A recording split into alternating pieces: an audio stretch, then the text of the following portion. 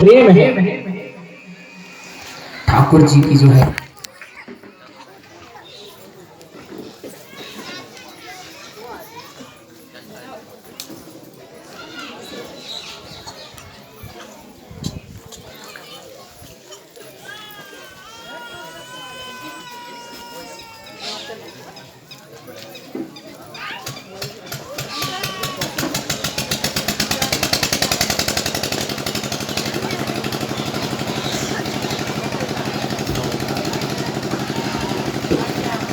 श्री राधे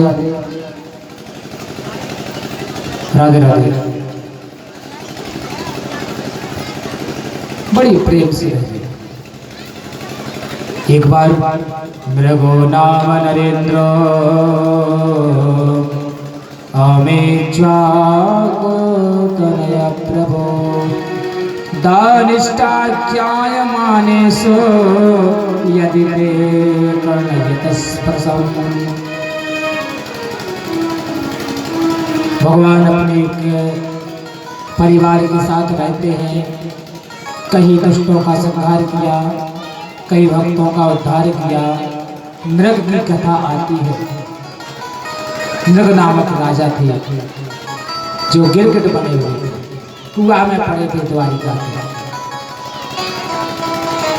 एक बार बच्चों गेंद खेलत खेलत जो है आए, उनकी गेंद कुआं में गिरी। कुएं में गेंद गिरी तो जो है उसमें बड़ा भारी गिरगिट देखकर बच्चों ने कहा कि पिताजी वो तो वहाँ बहुत बड़ा गिरगिट है, आप गेंद निकालिए। ठाकुर जी गए और जाकर के उस गिरगिट के पास से गेंद उठाई और गिरगिट को ठाकुर जी के हाथ का स्पर्श मिला। स्पर्श मिलकर के और वह गिरगिट राजा मृग के स्वरूप का प्रकट होता है। भगवान बोले भैया आप कौन हो? बोले मैं जो है राजा मृग हूँ। गिरगिट कैसे बने? बोले मैंने दान की हुई गाय को एक ब्राह्मण को दोबारा दान दे दिया था। दान भी देना सोच समझ कर देना। दान की हुई गाय को मैंने दोबारा दान में दे दिया तो उस ब्राह्मण ने मुझे श्राप दे दिया कि तू गिर जा, तूने गिरगिट के समान रंग बदला। तो मैंने उद्धार पूछा तो बोले ठाकुर जी के हाथ के स्पर्श से उद्धार होगा।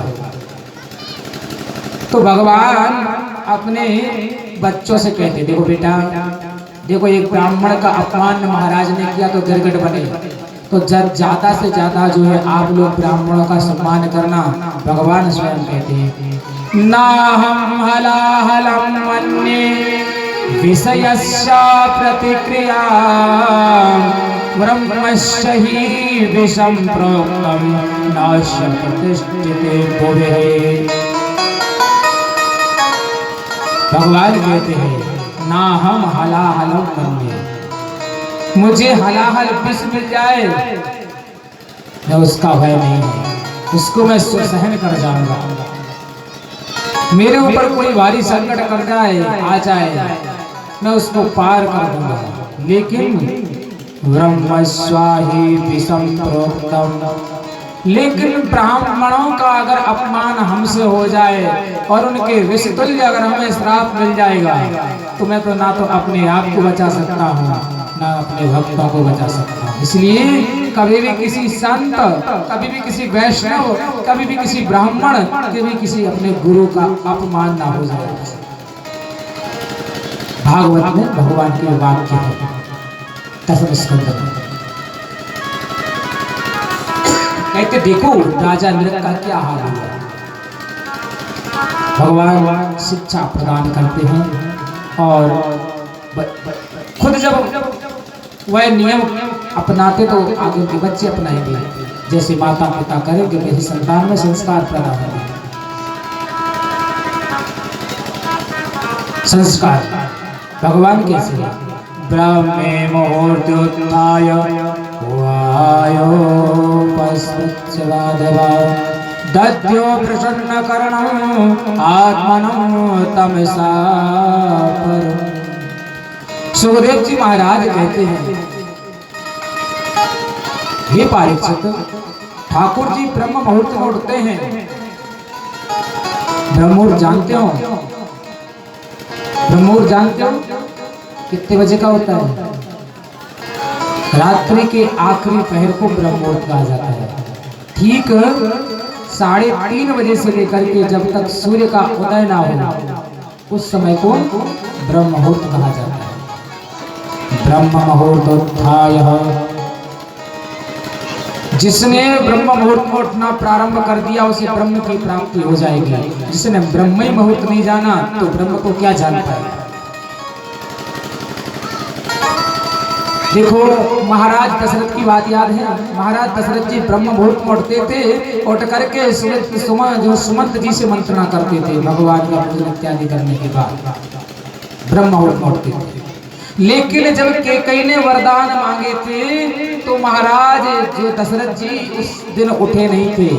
उस दिन सबको आश्चर्य हुआ था कि राजा कभी इतने लेट तो कभी उठते ही नहीं थे कि उन्होंने ब्रह्म मुहूर्त ही त्याग दिया, आज अपने महल से ही नहीं निकले। जो उस समय की बात है, जो ब्रह्म मुहूर्त में नहीं उठा उसके लिए सोचा जाता था क्यों नहीं उठाई, क्या कारण है। तो लेकिन अब क्या होता है उसका उल्टा। अगर हम जल्दी उठ गए और किसी ने देख लिया, क्या भैया इतनी जल्दी कहाँ उठ गए, कहाँ जा रहे हैं, कहीं जाने का मतलब कोई विशेष कारण होता है तब ब्रह्म मुहूर्त में पूछा जाता है। ठाकुर जी इस प्रकार अनेकानेक लीला करते हुए भगवान ने अपने द्वारिका वासियों को ब्रजवासियों से मिलाया।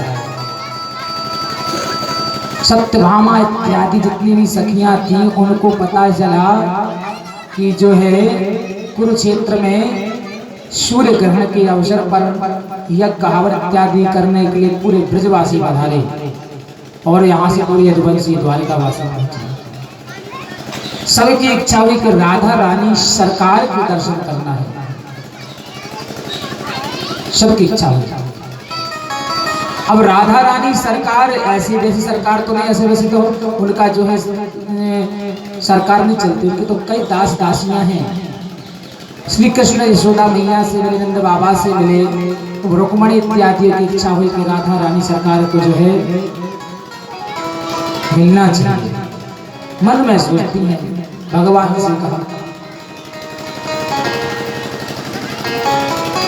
कहा कि ठाकुर जी आपने तो वृंदावन की कुंज गलियों में उनके साथ महारास किया है, उनके साथ जो है अनेक अनेक लीलाएं की हैं, कृपा करके मुझे भी उनके दर्शन करा दो। ठाकुर जी ने कहा ठीक है चली जाओ। बोले भेंट क्या ले जाए? बोले जो भी आपकी इच्छा। तो राधा रानी के भेंट लेकर के एक स्वर्ण के पात्र में दूध ले गए, शुद्ध गाय का दूध। पहुंची रुक्मणी, सत्यभामा, जाम्बती, लक्ष्मणा, सत्या, वृत्तगंधा, नग्नजिति इत्यादि जैसा 8 पटरानियां, 16,100 रानियां राधा रानी से एक ड्योढ़ी पार की तो वहां सुंदर गोपियां खड़ी थी राधा रानी के पहरे पर। एक बोली कि यही राधा है, कितनी सुंदर, ये तो हमसे भी ज्यादा सुंदर है। तो रुक्मणी बोली नहीं ये राधा नहीं है। और आगे चली तो एक और ड्योढ़ी, वहां और सुंदर गोपियां थी। बोले ये राधा, बोले नहीं ये ही राधा, ये उनकी जो है दासियां हैं, उनकी सेविकाएं हैं। जाम्बती बोली जब इनकी सेविकाएं इतनी सुंदर हैं वो कितनी सुंदर होगी। होते होते होते जब आखिरी कक्ष में पहुंची, वहां पर राधा रानी पलंग पर लेटी हुई, नेत्र बंद किए हुए केवल श्री कृष्ण का ध्यान कर रही थी। उन सखियों ने जब राधा रानी को देखा, उन सखियों राधा रानी के दर्शन किए, अपने आप को भूल गए, अपने आप को। कोटि चंद्र प्रभा के समान जिनका मुखमंडल है, करोड़ों चंद्रमा भी लग जाएं सुंदरता के लिए तो करोड़ों चंद्रमा भी निस्तेज पड़ जाएंगे। इतना सुंदर सलोना स्वरूप था राधा रानी, चंपक के समान सुंदर। कल रंग था उनका चंपा पुष्प देखा है ना चंपा, उसके समान सुंदर गौर वर्ण थी, सुंदर जो है वस्त्र धारण लहंगा चुन इत्यादि पहने हुई थी, हाथ में कमल का पुष्प था और नेत्रबंद श्री कृष्ण निहाल हो गई राधा रानी की सूरत देखकर। क्योंकि हमारे संत बोलते हैं कि जो एक बार राधा बोल देता है ना, उसकी सभी बाधाएं मिट जाती हैं।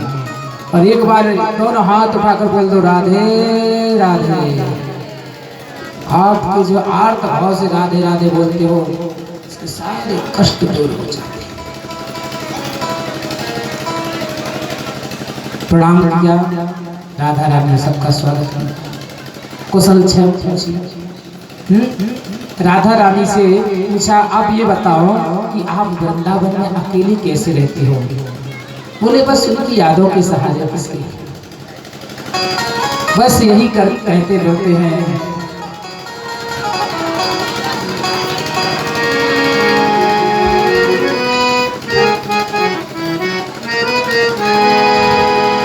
बस यही दर्द दिल की दवा दीजिए मेरे प्यारे।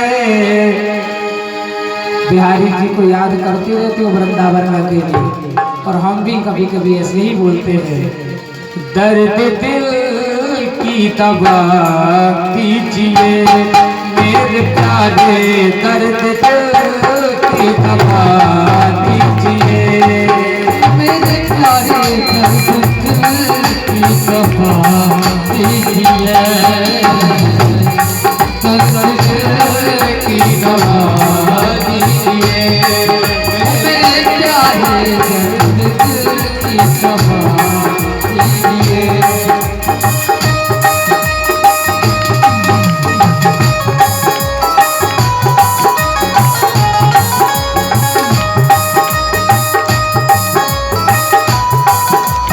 हमारे साथ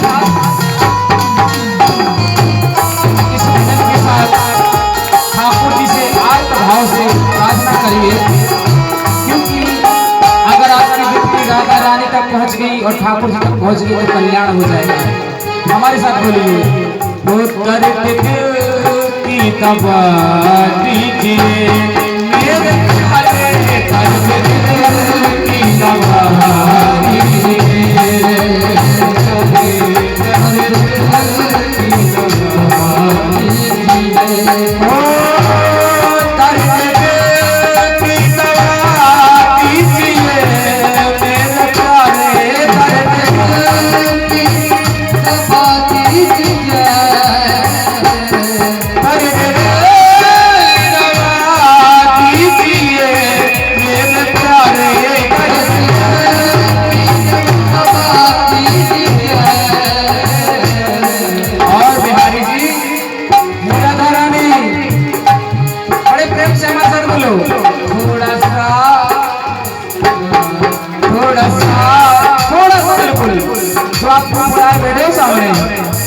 बोलो थोड़ा सा मुस्कुरा दीजिए मेरे प्यारे, थोड़ा सा मुस्कुरा दीजिए मेरे प्यारे, थोड़ा सा मुस्कुरा दीजिए।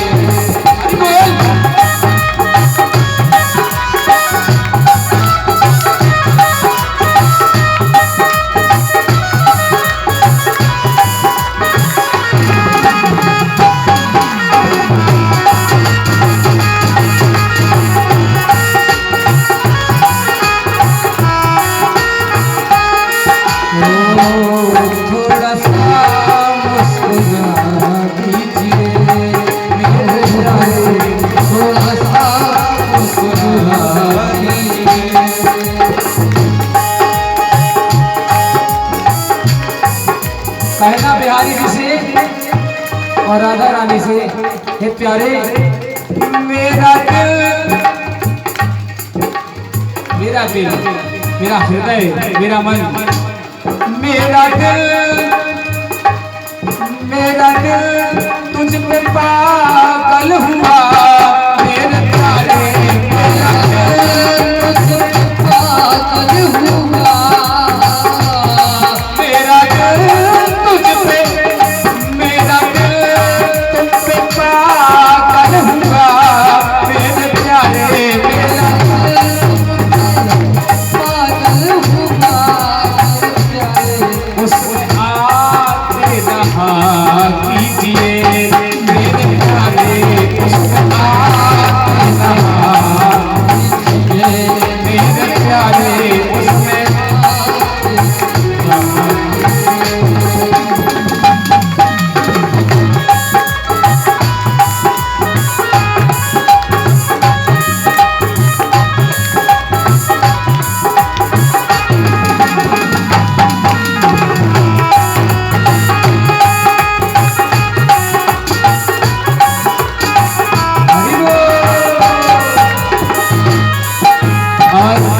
हमारे प्यारे प्यारे भक्तों, ठाकुर जी के सेवकों और शेखपुर वासियों और यत्र तत्र वहाँ से पधारे हुए आज कथा की अंतिम लीला में कहना ठाकुर से ही विनती करते जाना कि प्रभु ऐसे ही आप अपनी हमें कथा सुनाते रहो जिससे हमारा हृदय आज के प्रति जो है चरणों में समर्पित रहे। ढोलक तो ये दुनिया देखो ऐसी है, दुनिया एक झूठा सपना है, दुनिया एक झूठा सपना है, जख्मों का खजाना है। यहाँ की दुनिया में क्या मिलता है? दुनिया ने जख्म लाखों दिए मेरे प्यारे, दुनिया ने जख्म लाखों दिए मेरे प्यारे, दुनिया ने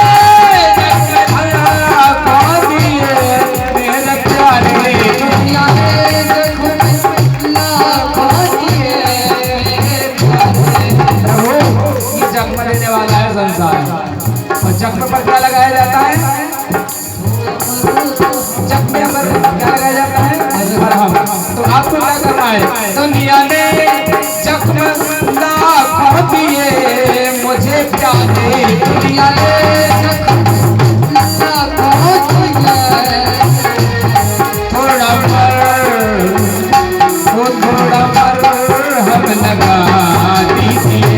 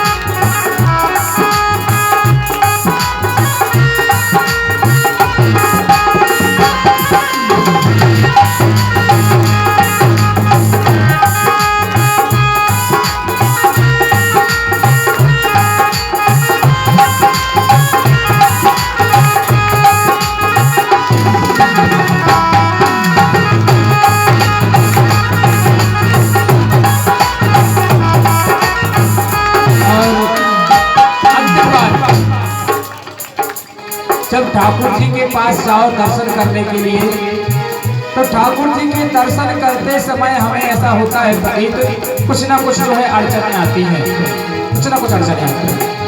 तो कौन से गाओ वैसे की बात करो, गिर न जाओ कहीं राह में, गिर न जाओ कहीं राह में, कहीं रास्ते में भटक ना जाऊं, गिर ना जाओ, इसलिए गिर न जाओ कहीं राह में मेरे प्यारे, गिर न जाओ कहीं राह में। प्रभु आपके दामन बढ़ा लीजिए मेरे प्यारे,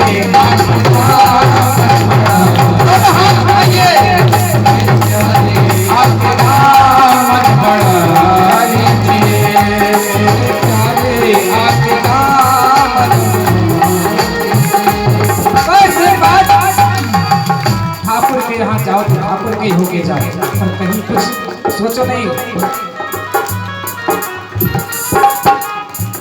उनसे कहो गिर न जाओ न कहीं राह में मेरे प्यारे, गिर न जाओ कहीं राह में मेरे प्यारे, आपके दामन बड़ा कीजिए मेरे प्यारे, आपके दामन बड़ा कीजिए, हो दर्द की दवा दीजिए मेरे प्यारे, दर्द की दवा दीजिए।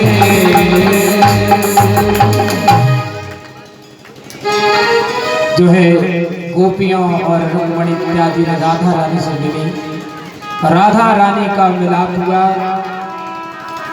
दूध का पात्र लेके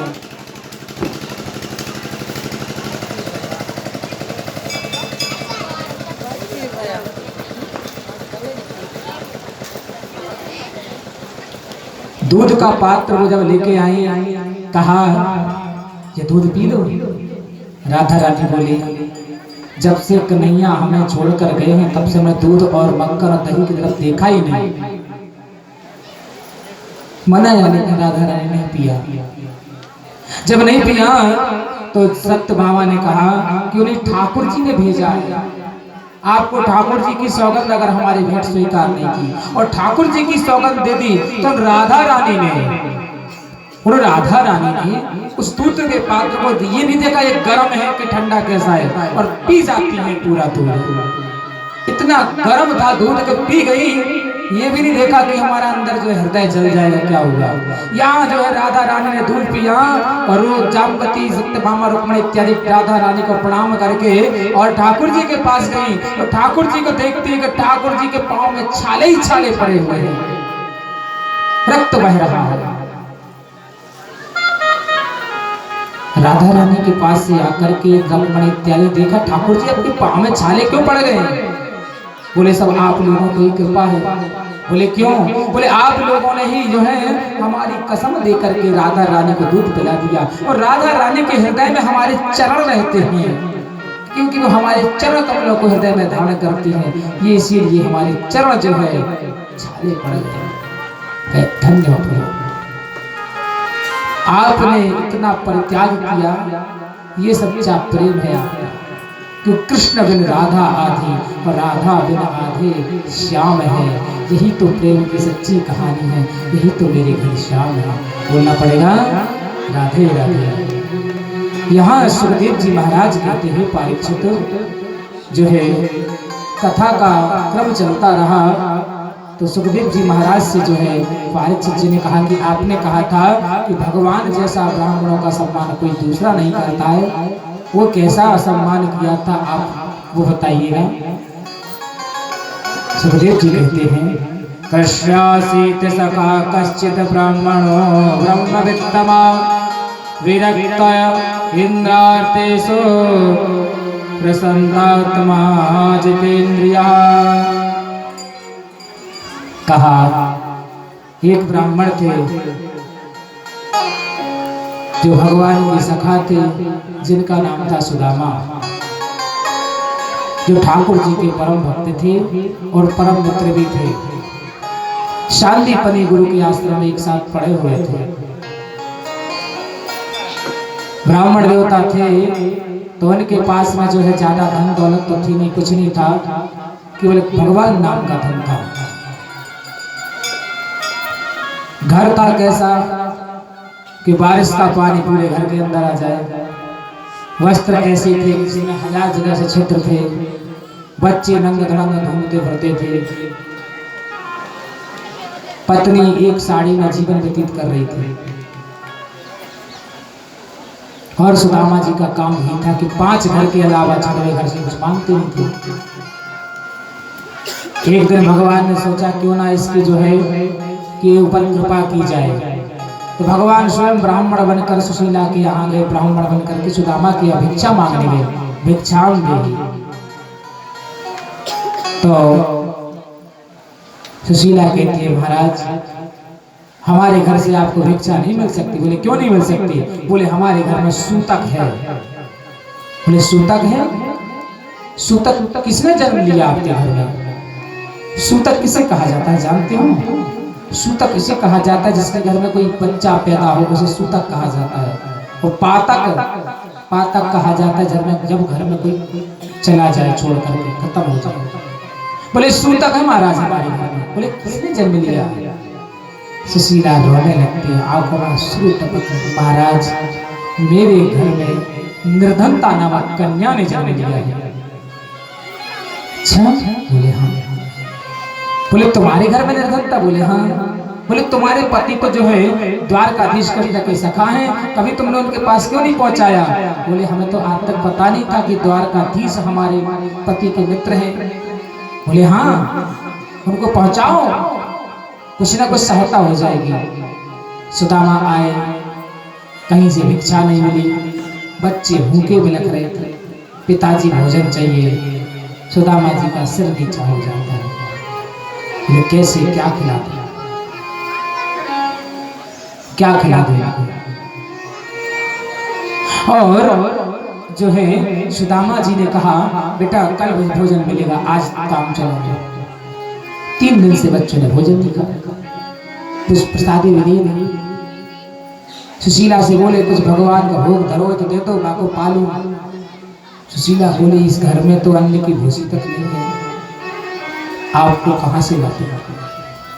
3 दिन से चूल्हा नहीं जला। महाराज हमारे घर में अगर समय पे नाश्ता ना मिले तो घर में महाभारत हो जाती है, समय पे चाय ना मिले तो जो लड़ने को तैयार हो जाते हैं। लेकिन सुदामा के यहाँ 3 दिन से चूल्हा नहीं जला, 3 दिन से बच्चों ने भोजन नहीं किया। यहाँ तक कि सुशीला की तो बातें ही लगे, स्वयं सुदामा ने कुछ भी नहीं खाया। लेकिन क्या धैर्य नहीं छोड़ा, विश्वास नहीं छोड़ा। ठाकुर जी को कोई शिकायत नहीं है कि कहते नहीं भगवान तुमने हमारे साथ बुरा किया, हमें ऐसा नहीं हुआ हमारे साथ। अगर पिछले साल पानी नहीं गिरा था, फसल नहीं हुई थी बरसात की, तो बोले भगवान ने बहुत बुरा किया था। आप बरसात हुई, फसल अच्छी होगी, भगवान ने बहुत अच्छा। तो उस भगवान को जल्दी लगन। देखो सुदामा कभी भगवान भगवान भगवान जो करते हैं अच्छा। शीला ने कहा स्वामी कूदो सबा चुरते भरी पेट, न चाहती हूँ तदि दूध में ठोती, और शीत बीतीत गए शिष्यात ही, हो हठ तो न तुम्हें न पटोती।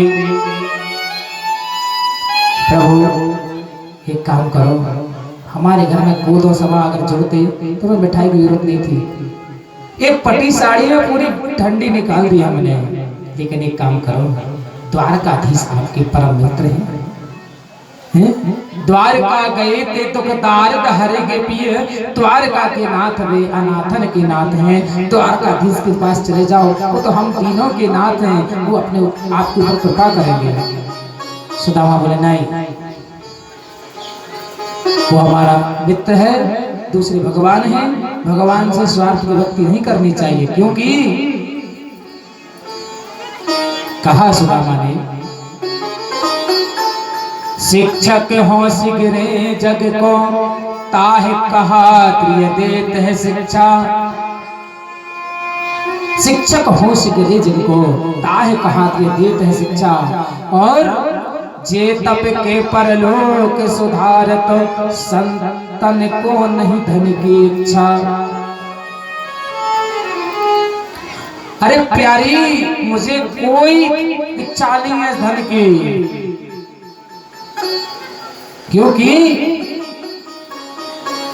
वो हमारी 1000 बार परीक्षा ले ले तब भी मुझे उनके द्वार ना जाना पड़े, ये भगवान से प्रार्थना करता हूँ। क्योंकि मेरे लिए हरि के पद पंकज वार हजारे नई परीक्षा। अरे और को धन चाहिए ब्राह्मणी, ये बामन के घर केवल इच्छा। वार्तालाप बच्चे रोते दिख रहे हैं, सुशीला की आंखों से शुरुआत हुई। सुदामा बैठे हुए हैं। सुशीला बोली ऐसे नहीं जाएंगे। बोले काम करो स्वामी, आप धन मांगने न जाओ। बोले एक काम करो, आप दर्शन तो कर आओ। क्योंकि उनके दर्शन मात्र से ही कल्याण हो जाता है। पैसे में नहीं कोई बात कराए। हाँ, पैसा जो होता है, क्योंकि पैसा जिसके पास ना हो उसकी भी गति नहीं है, और जिसके पास पैसा हो जाए उसकी भी गति नहीं है। कि पैसा बिना बाप कहे पूत है कपूत मेरो। बेटा पैसा ना कमाए, पैसा रुपया धन ना कमाए तो बाप कहता है ये हमारा पुत्र नहीं कुपुत्र है। अरे पैसा बिना बाप कहे पूत है कुपूत मेरो। पैसा बिना माता कहे बेटा दुखदाई है।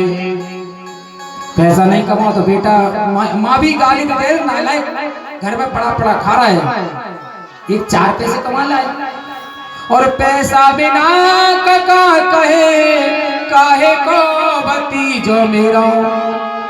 चाचा बहुत पैसे वाला हो और भतीजा गरीब हो, अगर वो जाएगा चाचा जी 10 रुपए भाग यहाँ से, आ गया कंगाल कहेगा भिखारी कहेगा, ललकार दिया जाता है। अरे पैसा बिना काका कहे काहे भतीजो मेरो।